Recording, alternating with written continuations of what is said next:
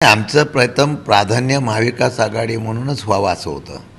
पण काय झालं आहे, बऱ्याच वर्षातून ह्या निवडणुका आल्यामुळे कार्यकर्त्यांची एवढी मोठी गर्दी सगळीकडे असल्यामुळे सगळ्यांना अडचण. आम्ही आपस सोडून आम्ही तर प्रॅक्टिकली जाऊन भाजपच्या व्यतिरिक्त जेवढे लोक आहेत त्यांना एकत्रित करण्याचा प्रयत्न केला. मुंबईमध्ये सुद्धा आम्ही शिवसेना उभाटा असेल किंवा काँग्रेस असेल, महाविकास आघाडीचा जो पक्ष आहे त्यांना एकत्र घेण्याचा प्रयत्न केला. विशेषतः तुम्हाला मी सांगतो, आम्ही 16, 18, 22 ठिकाणी आम्ही महाविकास आघाडी म्हणून लढतो राज्यात 29 पैकी. हां, आम्ही ती पथ्य पाळण्याचा प्रयत्न केला की जिथं होईल तिथं महाविकास आघाडी म्हणून लढायचं. पण काय असतं, शेवटी निर्णय घेताना ज्या वेळेला पद्धतीने आम्ही मग आता मुंबईला आम्ही प्रयत्न असा केला होता की आपण महाविकास आघाडी म्हणून लढायचं आहे.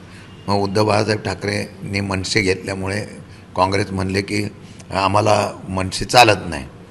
आम्ही सांगत होतो आपण एकत्र राहिला तर मुंबईमध्ये चांगला एक पर्याय स्ट्रॉंग आपल्या होईल आणि मग मताची विभागणी होणार नाही. मग पुण्यामध्ये त्यांनी परत तसं तिकडे अलायन्स करून घेतलं, तिथं मनसे चालली त्यांना असो. परंतु तसं झालं नाही.